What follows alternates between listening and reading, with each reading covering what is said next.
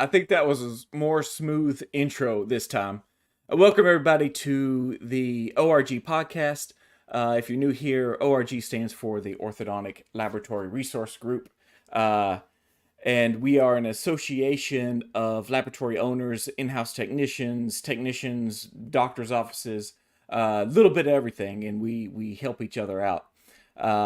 Today is our sixth episode with Mike Wright of ODL.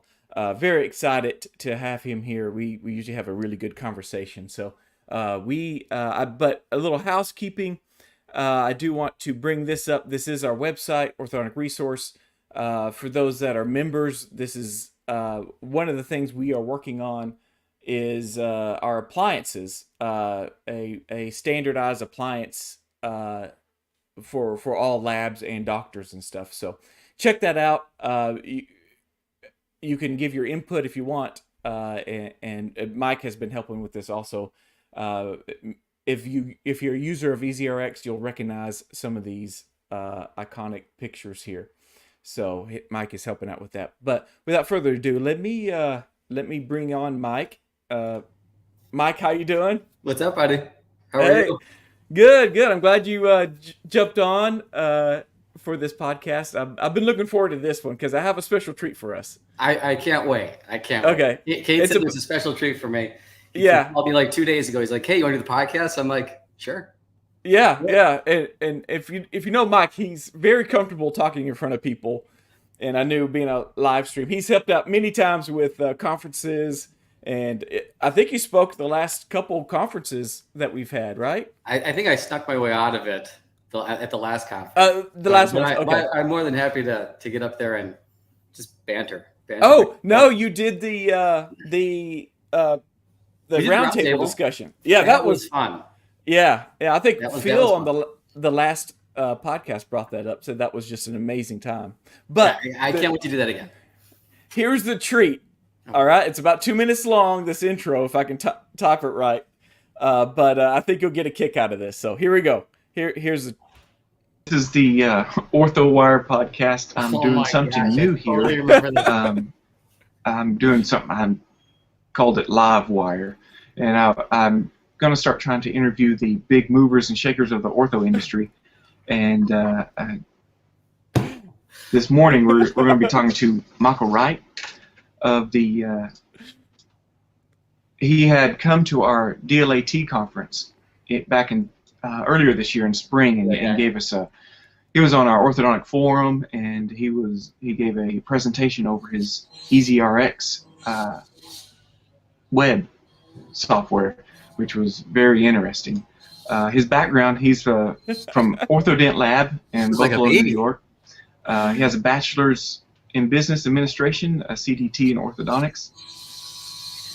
Some of his lab details, his dad started the business 30 years ago.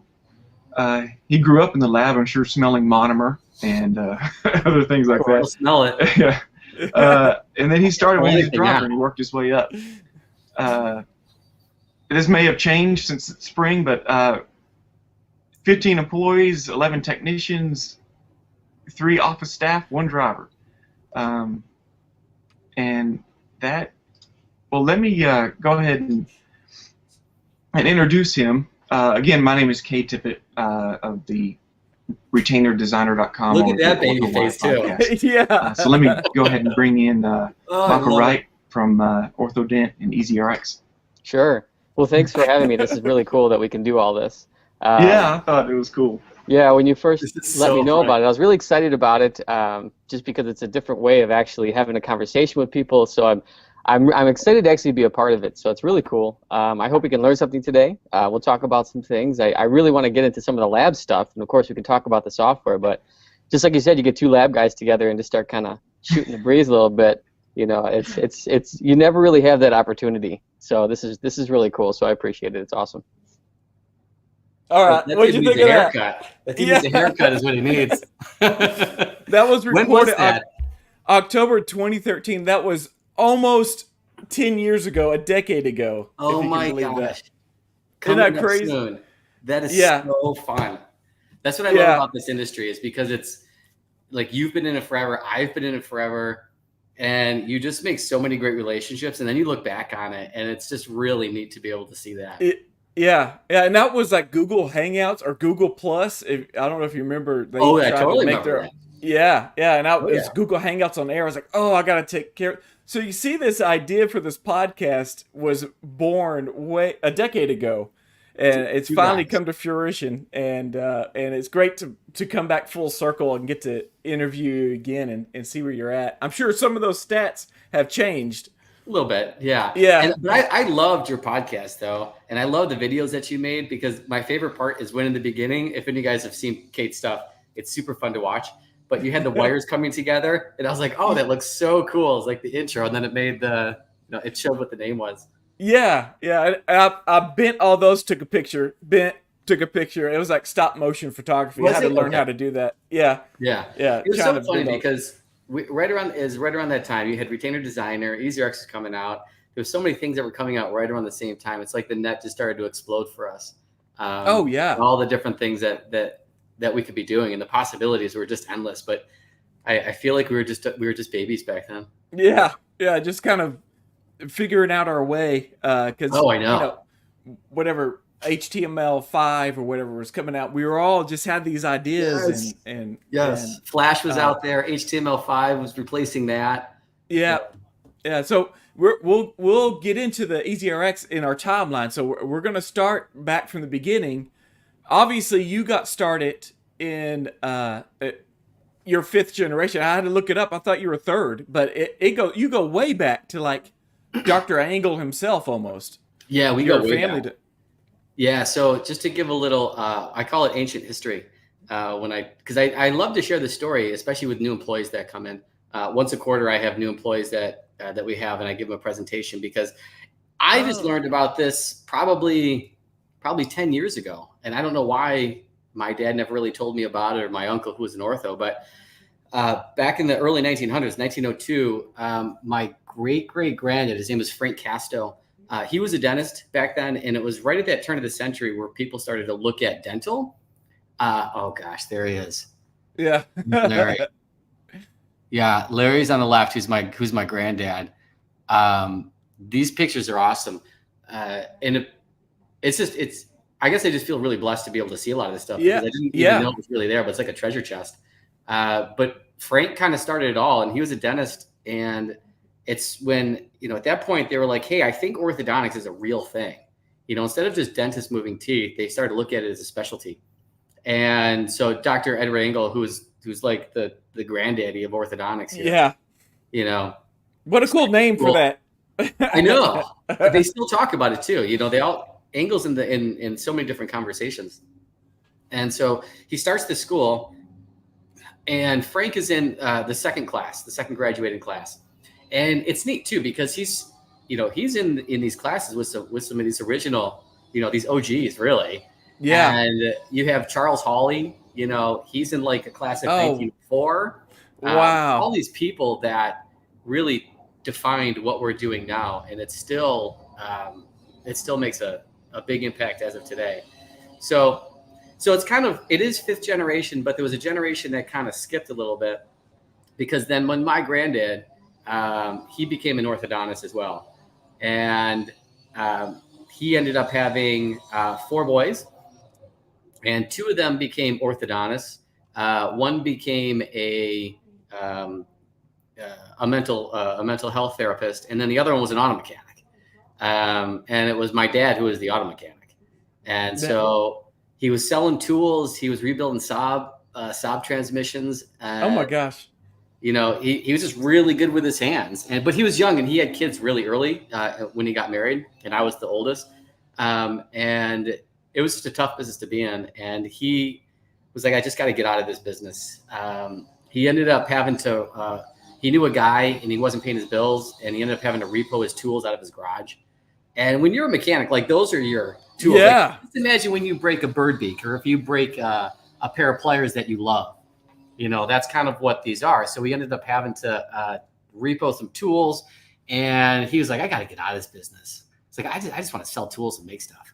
And then he ends up talking to Larry, his dad, and says, hey, can I make stuff in the basement? And he ended up making his retainers in the basement. And Oh, that's wow. Everybody starts in the basement. Everybody starts in the basement. And this place was in the it was right next to a bar, Brunner's, which was funny because Brunner's was the place that I met my wife at. Oh my gosh. I know. The bar at the bar? At the bar. Yeah. But it was a different story, but we were patroning the bar because they had a softball team. So I was playing softball for them. So it's not like, okay. It's not like, you never meet your wife at a bar, you know? It's like I actually met my wife at a bar. No, but we ended up there for a reason. But it was funny when I was talking to her, I ended up, it was like 4:00 in the morning, and we were, because the bars are open until forever late in Buffalo. I ended up doing a backflip for her. She's like, "You're ridiculous." But it was just funny. But in the back, in that basement of the practice is where everything got started. And it stunk. There were rats in the back there because of the bar. There were just 50-gallon tubs of grease that were back there. It was just oh my gosh, gross. Yeah. And I'd go in there, and I remember going in there as a kid. And I remember I was in Boy Scouts or Cub Scouts or something, and I was making a Pinewood Derby car back there, and I grabbed the handpiece, and I'm like trying to grind out the wood and build my Pinewood Derby car. And my dad's like, "Give me that thing. Let me show you how to do this." And I think that's kind of where it started, just kind of like showing me how to do things. And then at that point, I certainly tried it. There he is. There's Jimmy. Yeah. That's my dad. And as soon as I started to kind of figure some things out, he kind of had me at the bench. So it's definitely been in the blood. But I tell you, one of the greatest gifts though was me being able to work with my dad. We certainly had it out. I'm the oldest. We were kind of always going at it. He wanted to fire me like 20 times. But I got to tell you, I give that man so much, he had a lot of grace and a lot of patience, and I give him a lot of credit for putting up with my shenanigans. But again, like being able to work with your dad and have him kind of teach you, it was just a really neat story. And I'm incredibly blessed from a family perspective. So family's really kind of, that's really the biggest parts of my life. That's a big part of my dad's life, So it's just a really neat story, and it's really neat to be here. I got my 13-year-old. He's that's awesome. So yeah, it's you said he had a lot of grace with you, and I was like, okay, I need to remember that.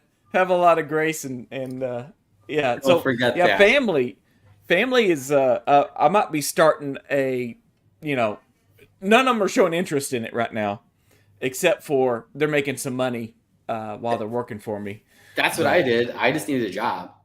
I got myself in a bit of trouble in my 20s, and that's kind of when things got serious. The backflips? No. I was not a model student, let's say. Oh. I went to college, but I was there, not so much to learn anything, but ended up just making the wrong friends, let's say, and spent my time in other places other than the classroom. But in my early 20s, I was just kind of trying to find myself, didn't know what to do. And, I ended up kind of getting in a little bit of some trouble with just some shenanigans, some young 20 stupidity angst. And I'll tell this story because I love all you guys. So I end up getting in trouble doing something where I got arrested. And I got arrested for doing some vandalism, and it was terrible. And it's just ridiculous as I look back, but it happened, and I had to ask my dad to bail me out of jail on Father's Day. So it was terrible. It was terrible. Oh. And I kind of just got, I hit rock bottom at that point, and he's like, Mike, you got to get your act together. You got to figure out what you're doing, And at that point, that's when I kind of jumped on full time. I said, can you just start teaching me how to do this stuff? I don't have a job. I don't know. I think I have some skill somewhere. You have skill. I must have it somewhere deep down in this, this. It's got to be in your DNA somewhere. Right. It's got to be in there somewhere. Yeah. So, and at that point, that's really where it's like, all right, hit the bottom, fine, but let's come back up. And it was great at that point. I got really into my faith at that point. I think that's really kind of what saved me to get me out of this trajectory, which I think was going down a very bad place. And then I started working for my dad, got my life together, started doing some really good things. Did a backflip, met my wife, apparently. And she's been the greatest gift of my entire life, because that woman's a saint. We end up having 9 kids. So I'm the dad of 9 and she's the mom of 9. And she's home with these crazy people, between the ages of 2 and 17. And it is just a bonkers life. 2 and 17. That my youngest is 2 and my oldest 17. Oh, wow. Yeah, my oldest is 17 also. Starting the senior year. Okay. So, yeah. How old are you, too? I'm 47. Okay, I'm 45. So we're right on the same age. That's yeah. Yeah. So, I had the same experience in college. I was pre-med, pre-dental in college, but I was running track. I had a track scholarship. So that's where my brain was the whole time. So my grades they were just middle of the road grade wise. But we got into a little bit of trouble ourselves, but it was mainly for like one of my friends mooned some parent while we were in the van going down the highway. The headlights are on the back, and so he just pulled down we just won a big race or something, and he pulled down his pants. That's like a Generation X thing to do, totally. Oh, yeah, to moon pulled the van over, and we all got in trouble. I mean, we don't hear about it anymore. Yeah, I can't get my son out of the house. Yeah, it's more or less mooning people out the window. Yeah, I was like, please go moon somebody. Get out there. But I will say, though, it is certainly... it is definitely the failures of our lives that help us kind of get to, get us past it. It's amazing what a good woman does to bring a wayward man around and set him on the right path. So 100%. You found a passion when you're like, after you hit rock bottom, you were like, okay, show me these things. In that intro, it said you started as a driver, right? And well, yeah, because when I was 16 and I was in college, when I was in high school, my dad, I was just working part-time. So my dad had me pumice and polishing just as a summer job through high school. And then as soon as I got my license, I was out the door. I took his Honda and I was dropping cases off. I was talking to doctors, picking cases up. And it was awesome. I got just speeding around town, just kind of doing all the things that he was doing. Because it's hard, when you're getting things started. He had to drive. He had to do all the billing. He had to make everything. It was just, he would tell me he'd have these 90-hour work weeks, and they were just crazy. And then I just remember at night he'd come home and he was designing cases. He would take the mail bins, put all the cases in there, come home, and he'd kind of show me the designing. He was just kind of drawing the labial bows and all the stuff that's on there, watching Sabres games. Wow. Yeah, so we just gonna sit there and watch Sabres games. The family just and he'd just sit there and just design cases, bring them in the morning. So it's, it's one of those things where you just got to do what you got to do. But, he certainly had that grit. And that's kind of what I was hoping is like, maybe I'll have some of that grit, because you need it in this industry. I think it was Don Inman said it too. He says, I don't think there's any harder industry than the lab industry. He's like, maybe one is the restaurant business. But it's a tough gig, running a dental laboratory. It's not easy to do. Right. Yeah. That and Don was working, getting his kids involved and stuff, and so now, right. They're slightly so the transfer of one generation to the next, that had to been a big deal in y'all's family, because was your younger brother already in the lab also? So I was the first one in the lab. So to give some context, ODL is now owned by me, my brother Tom, and my brother-in-law Brendan, who's married to my sister, and none of my other siblings. So I came from a family of 7. I'm the oldest of 7, and nobody really wanted to become a part of it. So we ended up taking it and just kind of running with it. And that's what he wanted to do. He said, I just want you guys to split it 3 ways. I'll give you a really good deal on it. And that's how we started. There we go. Yeah. That's what year was that? Did that start taking over the 2017? 2017. Okay. Yeah. And we did a lot of preparation for that, because I hear these horror stories where family business, I I think the stat is 90% of second generation businesses fail within the first 5 years at transition. Wow. And so you may not hear about a lot of them because a lot of them are smaller, but and then from second generation to third generation, it's like a 96% failure rate. It's incredibly hard to transition down. There's a lot of emotion. There's a lot of holding on to, especially when you've been in the business for a long time. And so what we decided to do is we at the university, they have something called the Family Business School. And it was a summer class that all four of us took together. And wow. It was just to help transition and get our minds thinking about how is this supposed to work. And we took surveys, we took personality tests, we went to seminars, we did so many different things to try to see, like, is this going to work? Because we had to be really honest with ourselves too. It's like, do we actually want to do this? This is a big deal. We all got a lot of kids. This is a big purchase for us. My dad at that point kind of wanted to take a step out, fully. It's like, we have to own this, so that it was kind of scary. But we did it. And, certainly glad we did. And I love talking about family business because the dynamics are they're there. There are dynamics that are hard to manage, but there's lots of blessings that are there too. But that had to been the most important thing y'all did was taking that class, and you probably wouldn't be as successful as you are right now without taking that class. Well, it was very helpful because, like, when you put, the three of us are very different as far as the brothers go. A lot of people, they don't even like partners. They just want to just be the sole person running the ship. And then when you get multiple personalities involved, we have to manage all of this. And what was nice is that we got, we tried to find some balance too. Like, I have a personality that's, I'm kind of a spaz. I'm going 100 miles an hour. I actually don't aim at anything. I fire at everything I see, and then my brother-in-law, Brendan, he's the opposite. He's definitely got a more cool head. He thinks about things. He analyzes it. He says, is this really the right decision that we should be making? So he slows me down. And then I help speed him up. So we kind of try to meet in the middle. And then Tom's there, kind of discerning some of the decisions because he's able to kind of see, is this the right path? Is this the right decision? He moves pretty quickly though, too. That's in the DNA. That's in the DNA. Yes. So we tried to leverage the personalities as opposed to fighting against them, because at that point, and we certainly had our battles, don't get me wrong, between the brothers, but it does create a lot of noise when we're not on the same page.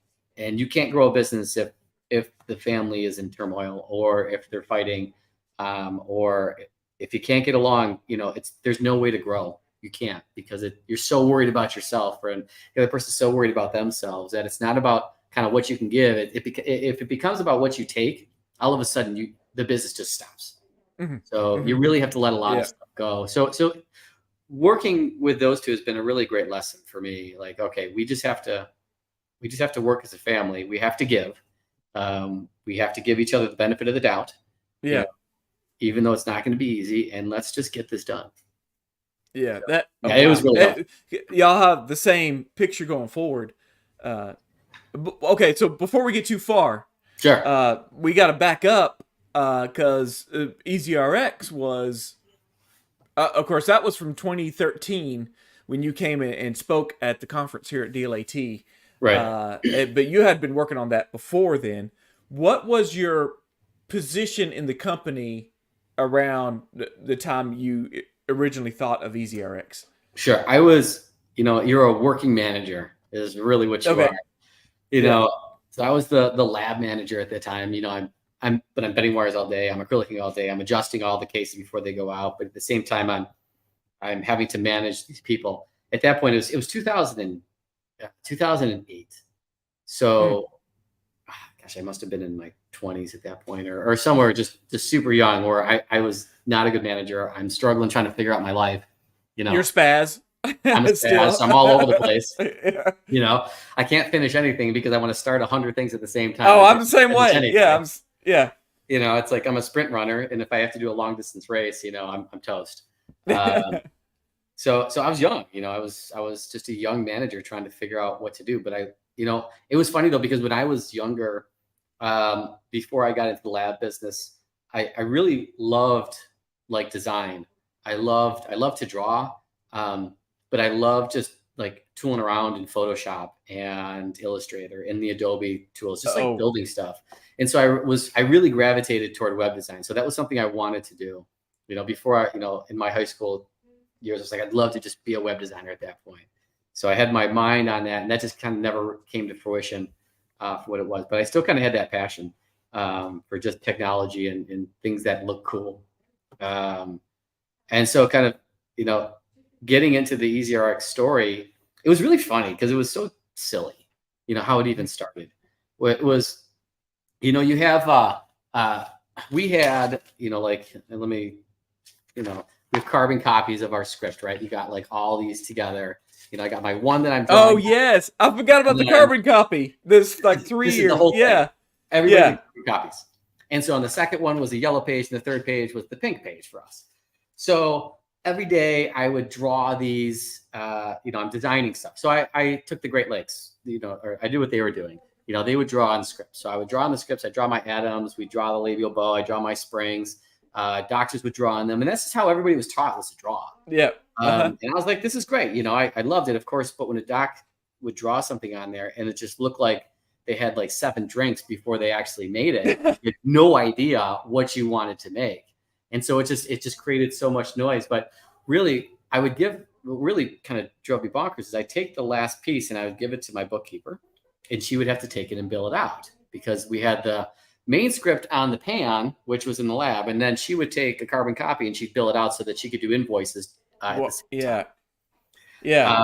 And that's when she would manually type in QuickBooks. She'd manually do drop downs, which is fine. It's 2008, except she made 500 mistakes every day. Oh, I'm exaggerating, but my goodness, there's so many mistakes.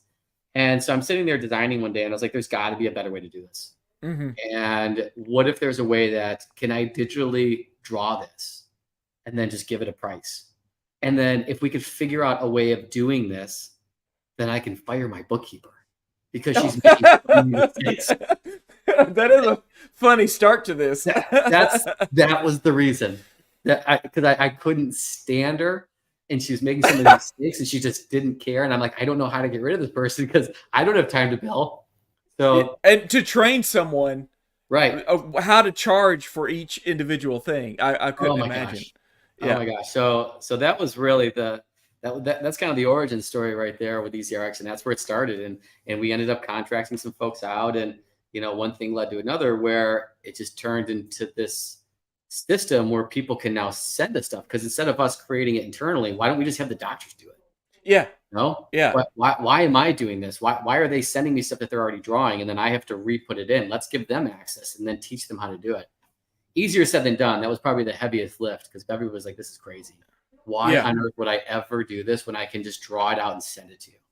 And I said, "That's a really good point, but just imagine all the things that you can do. You can find it. It's digital, So I pounded that digital drum so early on, because again, I just wanted to fire my bookkeeper. That's how it all started. I never knew this part of it. That's right. Because I along the same time I had the same idea, but mine was like a iPad based, and the doctor would fill it, or assistant would fill it out, and he'd send to you. Right. And then I found out you were working on a software, and Christian Saruman was working on a software, and I found out you were going to open yours up to other labs. I was like, yay! And I got the bill back from the web developers, like $20,000. This is 2008. I'm like, I can't do that. So I became a EasyRx cheerleader. I was like, you go. You saw it. You saw the vision. And gosh, I've known you for so long now, but I still remember you started like, this is good. I think there's something here. Yeah. And just seeing a preview, look how old this looks now. Yeah. And seeing a preview of this back in 2013, and at the conference, I was like, like you said, you saw the digital coming, and you were like, okay, this EasyRx thing can be the hub for all the digital stuff. Oh, totally. Because it was happening everywhere else, though. Yeah. We were the last. The ortho labs were the last. Yeah, this was not new. it just was keeping up with what I think everybody else was doing, and it was just bringing it into into ortho. This is so neat. I remember all this stuff. I remember drawing out the atoms and drawing the acrylic and that was all like Photoshop stuff, right? You had to actually draw and then make it movable. And yeah, so like that Adams clasp right there, when you click on it and move, that each one of those movements is drawn. So I don't know, I know it's a video, but it's like when I move the atoms from the 5 or from the 6 to the 5 there, it gets smaller, snaps into place, but that's all separate. That's 2 separate drawings. Yeah. So okay. Everything was kind of all drawn out there. That's so fun to look at, though. Yeah, I was say that it'd be I saw what you have. Your stuff is awesome, by the way. Well, I love the interaction of it. So yeah, that so anyway, that's what I was especially okay, so digital came about. When was ODL's first 3D printer?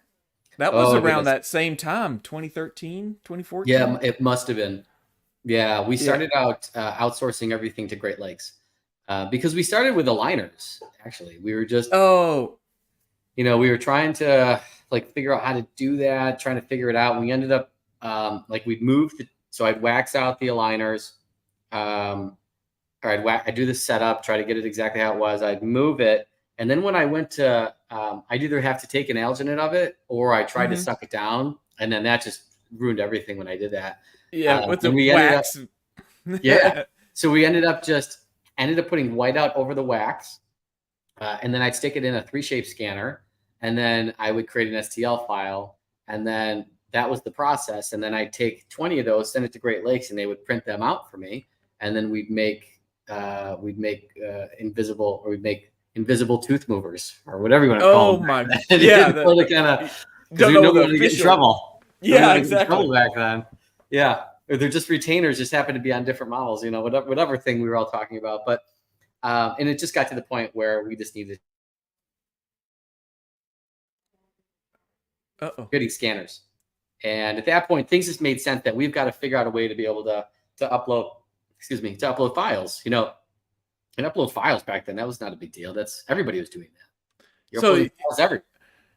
That was easy to incorporate into EasyRx, was attaching the file. Oh, that was easy. And it just made sense. And one of the greatest things that we can all hate on Align is all day long, but when they bought Itero, they pushed digital into every single practice. Oh, yeah. I was just at when we heard it at Visions 21. I don't think you were there. I wasn't at that one. Yeah, not this year. Yeah, so Jim Glidewell's up there, and he's talking about, obviously biggest dental lab in the world. Yeah. And he's like, yeah, we're making great progress, and we're at 35% of all of our cases coming in digital. And that's in 2023. Oh. That seems low. Well, remember, it's all dental.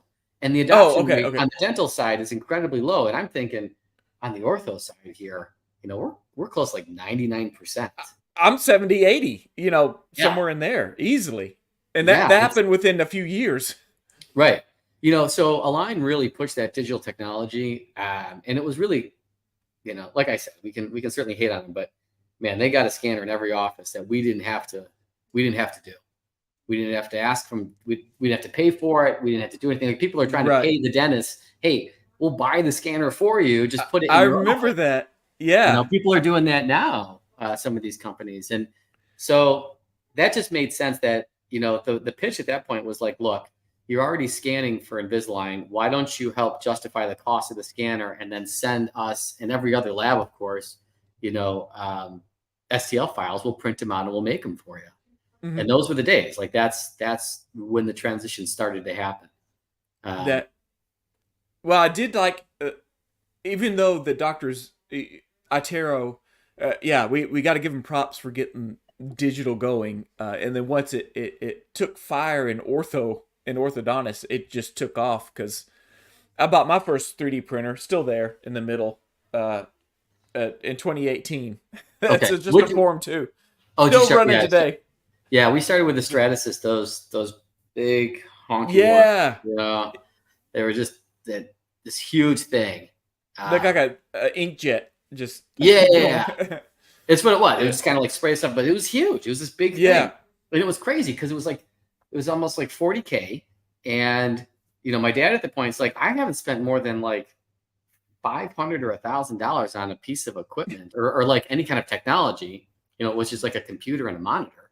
Yeah. And now, Mike, you're asking me to buy, the first purchase was buying a 3Shape scanner. He's like, it's ridiculous. Like, what's the thing even going to do for us? Yeah. So it was kind of these two generations kind of going at it. But again, and I give props to Don Inman because I tell the story all the time where he told me that he bought his first 3D scanner, not so much that he did want to do digital study models. We all did. And we thought that was going to take off and it did to some degree.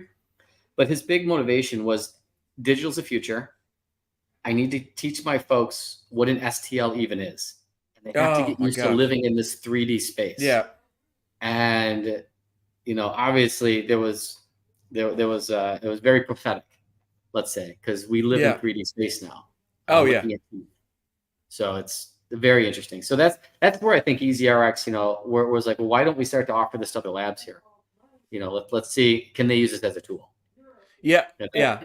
Just being that hub of talking with a scanner and the integration with Itero is unmatched. Just importing it and attaching it, and it just takes a lot of the issues out. When someone buys a different scanner, I'm like, oh man, I hope that integration's there.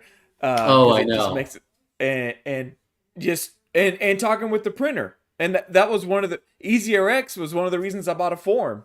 I'm pointing at the wrong shoulder. Was because I can just click a button and it just zips it over there wirelessly and or puts it in my nesting software. But it was almost like, here's EasyRx, here's a scanner, here's a 3D printer, here's your invoicing software so you can fire your bookkeeper, and then here's your and we did.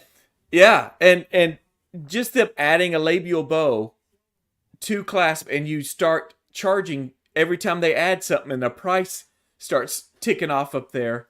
Right. It starts invoicing itself, and that was to me that was a game changer in our industry, was the EasyRx, and I'm glad. Yeah, it just made sense, but it was really tough too because it was development was very expensive. It's not like it is now. Like you can do offshore stuff for $30-$40 an hour. This kind of custom development was so expensive.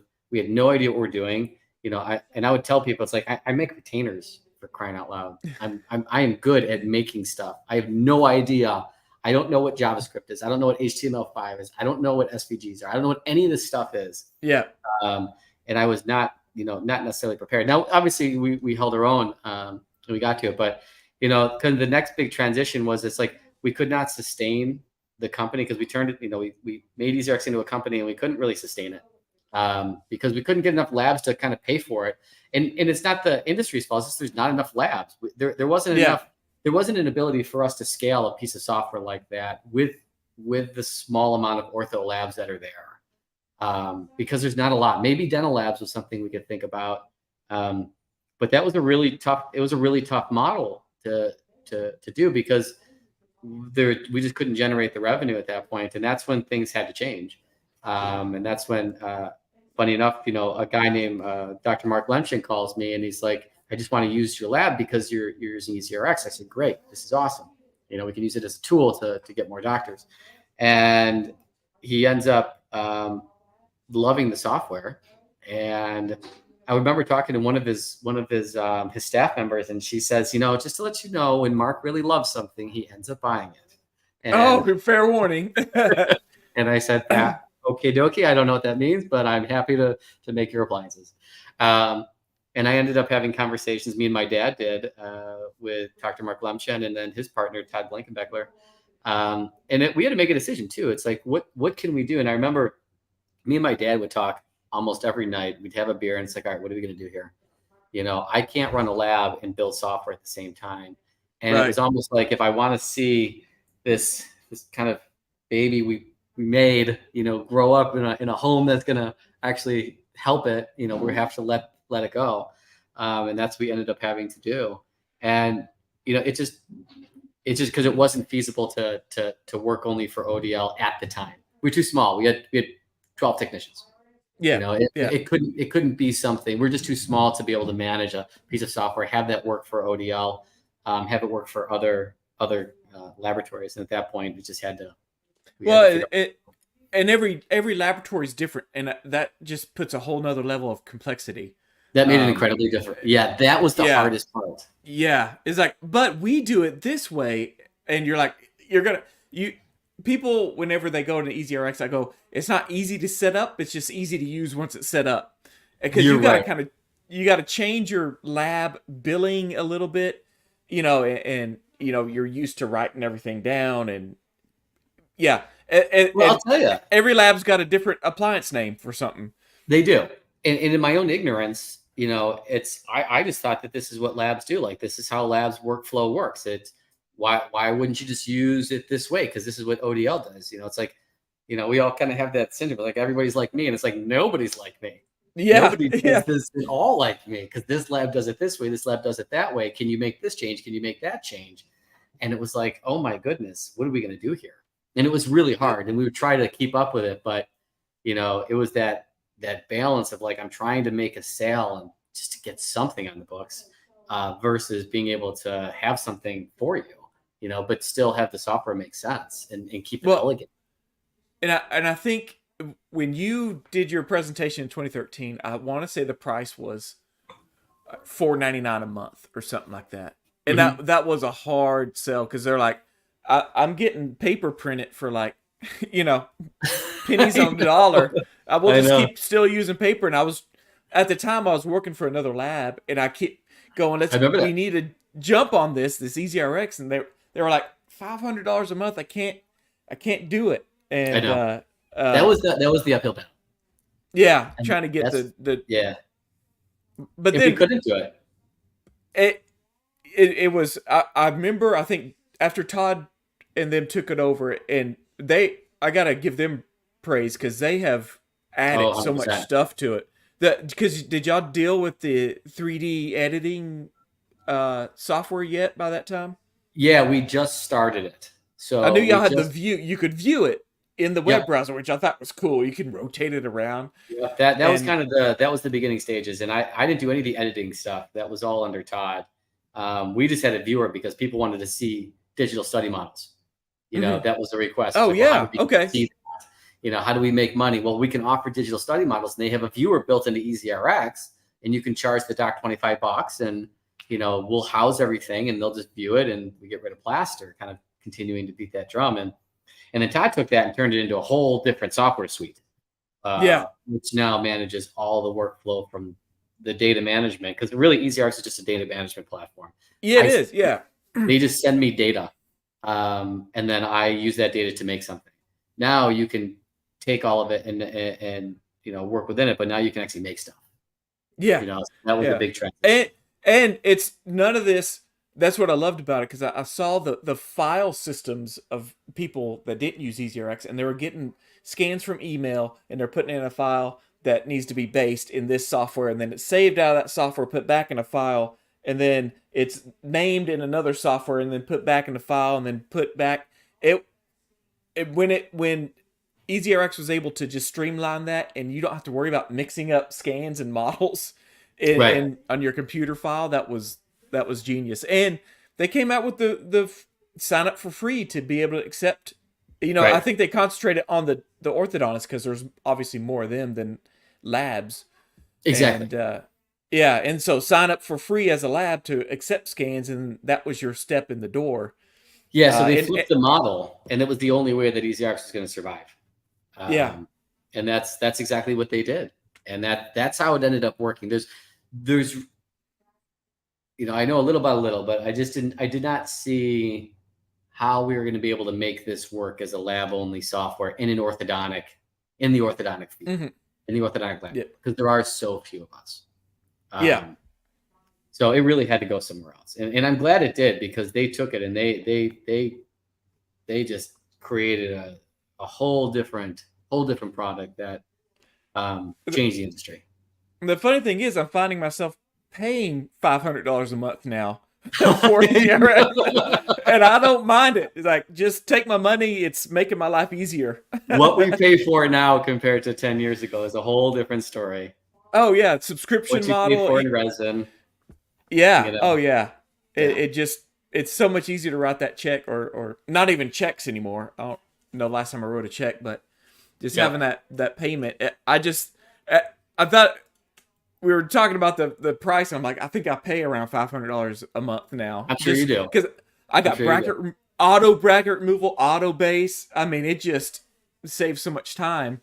Oh yeah. So it's great talking to the founder and seeing where that started from.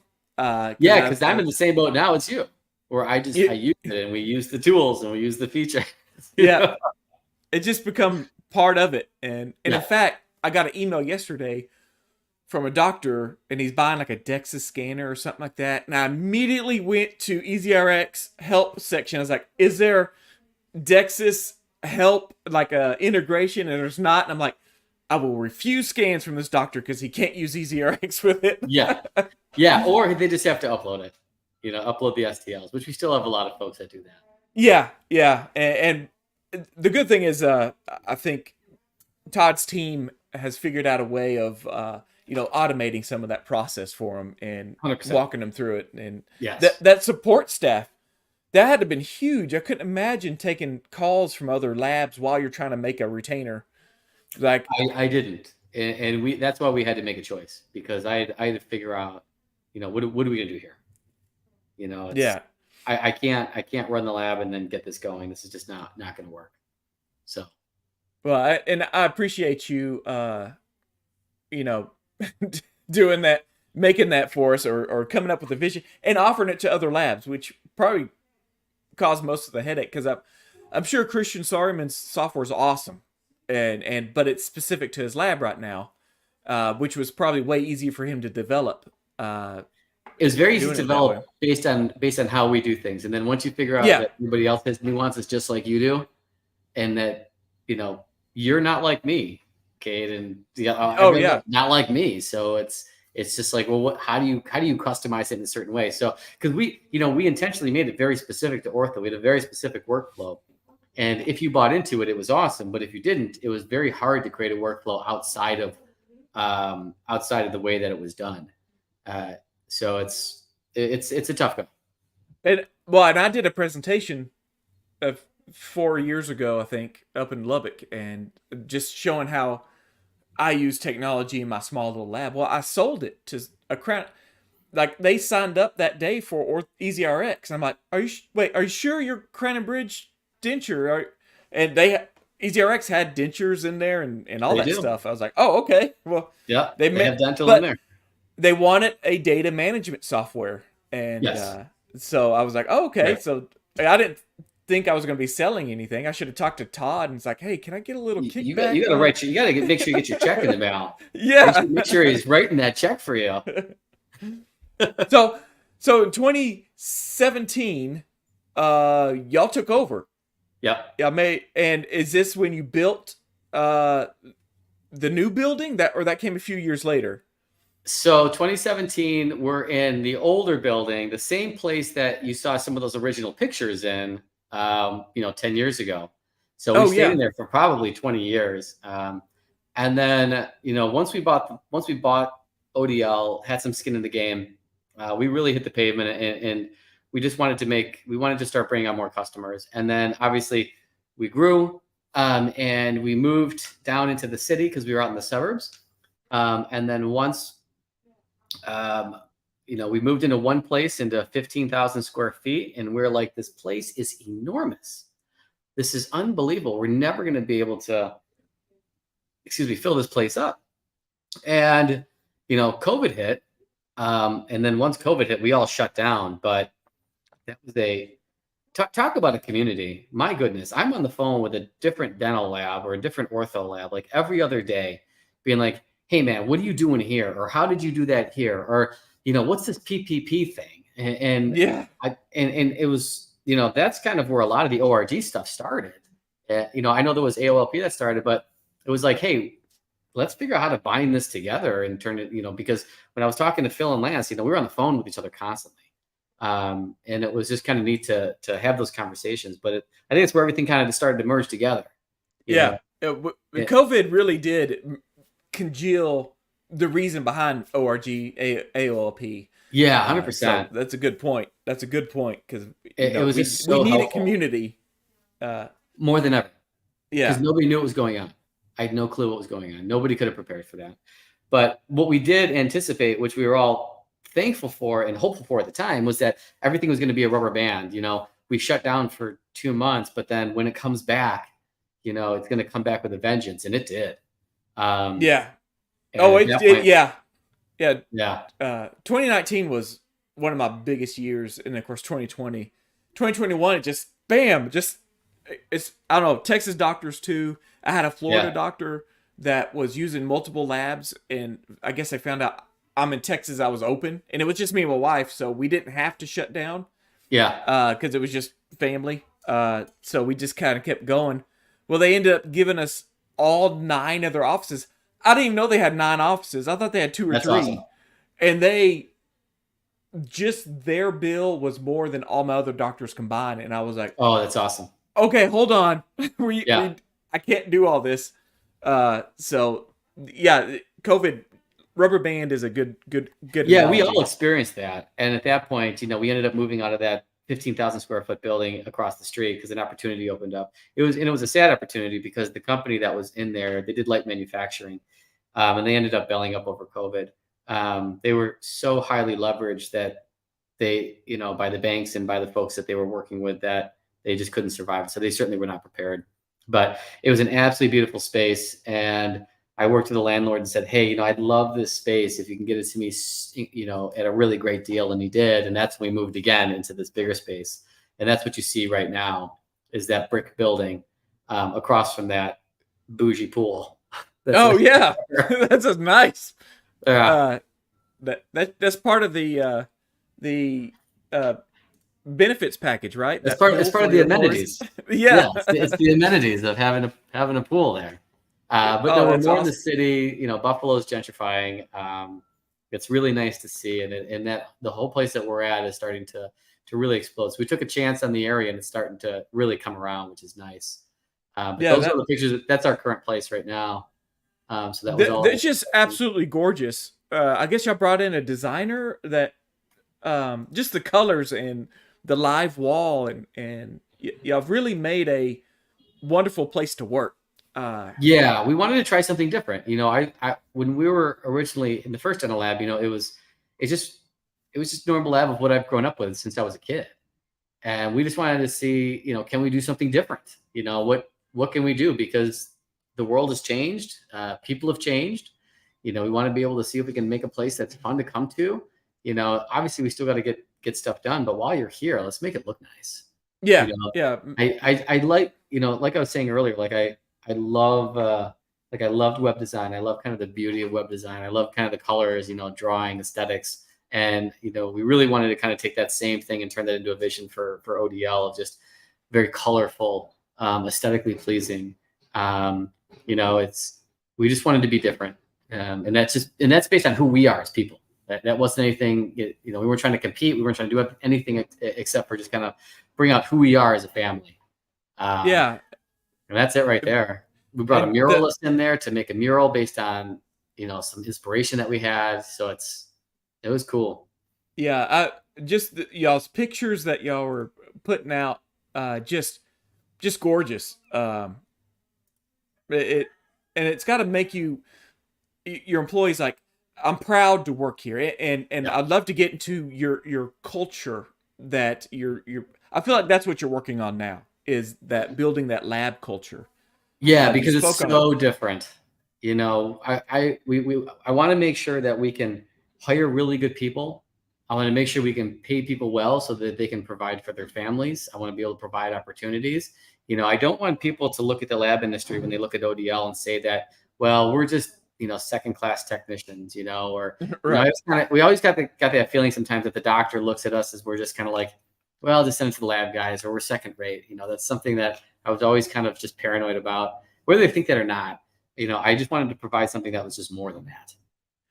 With digital and we've become a resource. I think I talked about this with Phil. We've become such a resource to doctors now.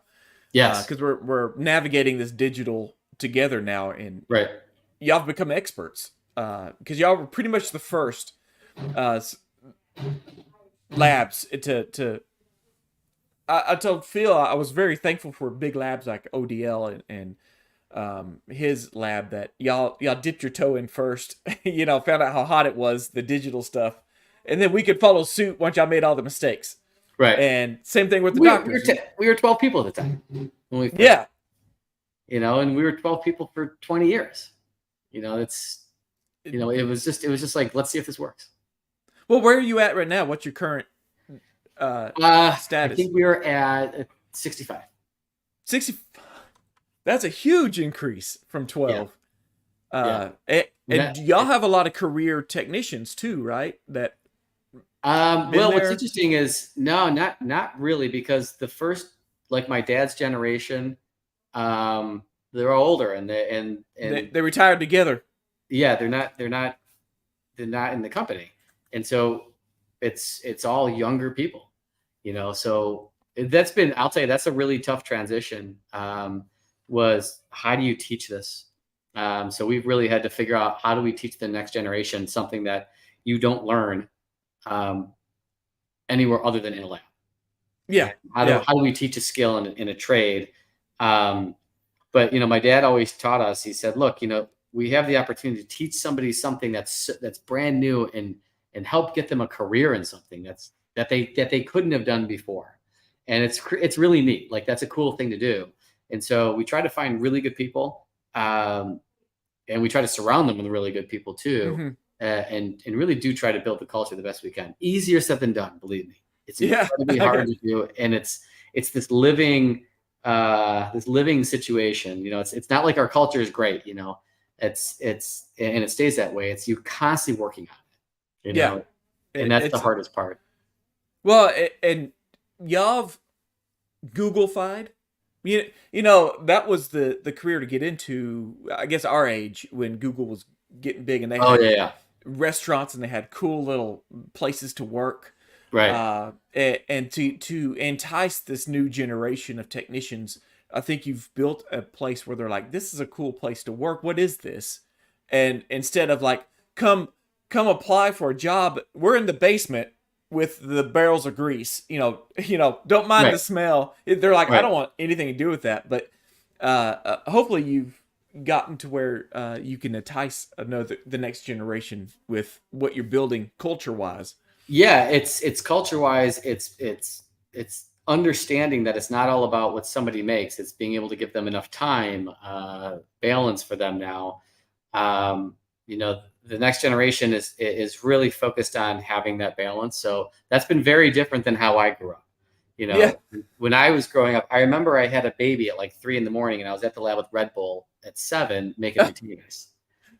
Thank God for Red Bull. I tell you, but but that's not the way it works anymore. And that's okay. It's just, it is what it is. So it's just trying to figure out, how do we maintain balance? How do we find how do we help employees, have, know that they can stay home, and when they're at home, they're at home. When they're at work, they're at work. But when you're here, we're going to work hard, but we're going to help you just kind of balance that life out. And I'll tell you, it's not always about money. It's about time off and making sure that time is respected. And right. So those are some of the things that we always have to, make sure that the culture is certainly supporting and being there for all the folks. So is that where you're? We're coming up against an hour. So you like we said in the intro video, you get a couple of lab guys, we could talk for hours. I know. But what is I would say, let's end this with I asked Phil what he thought the future of ortho was, but if you want to answer that, or answer what's the future for ODL, and what's your day like now as president, trying to put out fires and things like that. Yeah, I have been blessed with an amazing staff. We follow a model called EOS, and it helps us kind of understand what we're good at and then stay focused in that. And the whole goal of each one of the folks on my leadership team is to love what we do and do what we love. And so I'm a terrible manager, and I will say that 100%. I'm just not good at keeping people accountable. Like, I want to be like, yeah, you're awesome. I'll give you everything you want, you know? Yeah. Or, I'm the same way. Yeah. I hate having the hard conversations. I'll have them, you know, but it's, right. I'm not good at. What I am good at, though, is I love creating a vision, or I love knowing where we need to go, or I kind of love trying to see around corners. I love inventing things or creating something. Easy RX. Exactly. And yeah. I love kind of rah-rahing people around an idea, but kind of getting them to do it, or, you know, kind of anything past that, it's really hard for me and it's draining. So the main thing I do now is I pretty much create the vision of the company.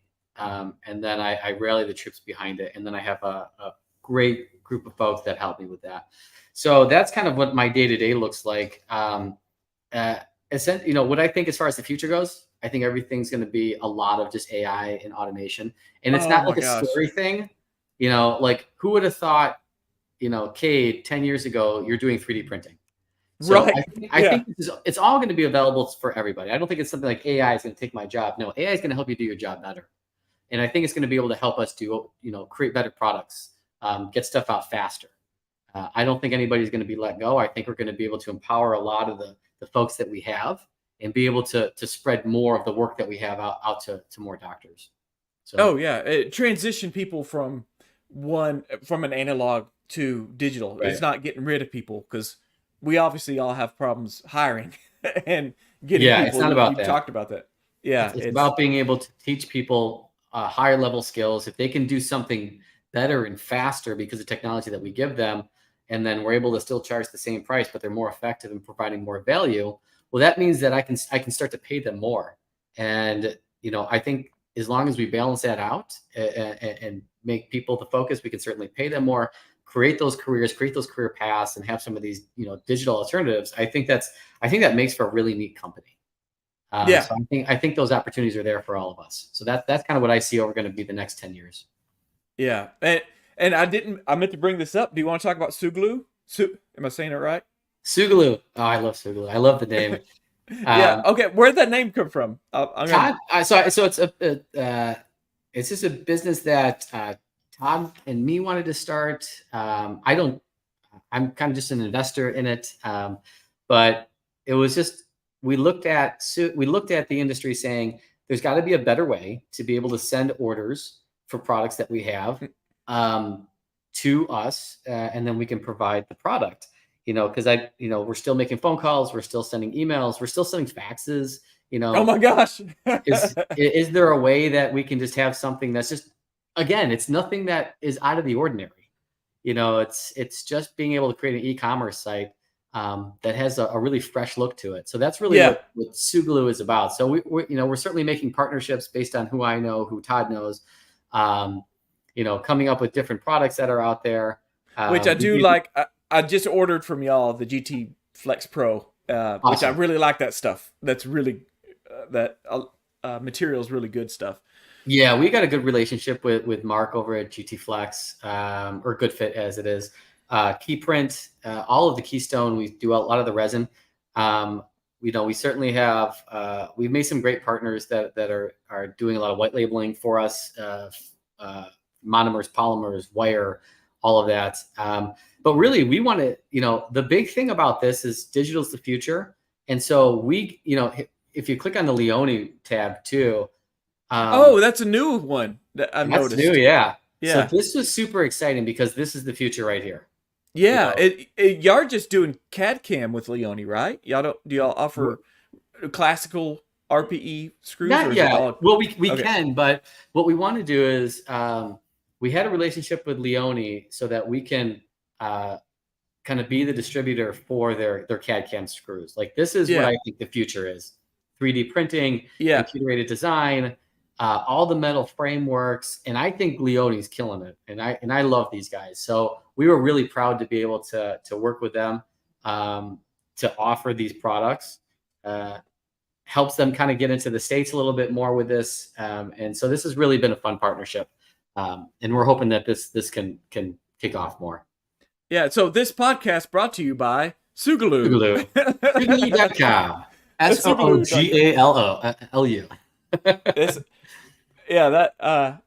When y'all became a sponsor at the show, I was like, "What is Sugaloo?" I didn't I know about it kind of goes off the tongue nicely. It's fun to say, but again, it's just creating a digital experience, which is what me and Todd are just. That's like how our brain. I found I will not order from a company if I can't put in an order online.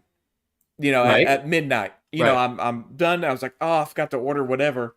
And so like with Priscilla JBC, she was online early. And so that was one of the key. I started using her a lot with getting acrylics and stuff, was I could order online and not have to pick up a phone and call. And because we're all introverts, even though we're doing this podcast, but and I'll tell you too, like with Sugaloo, this, because of the community focus that we have, I'd love to figure out what do people want?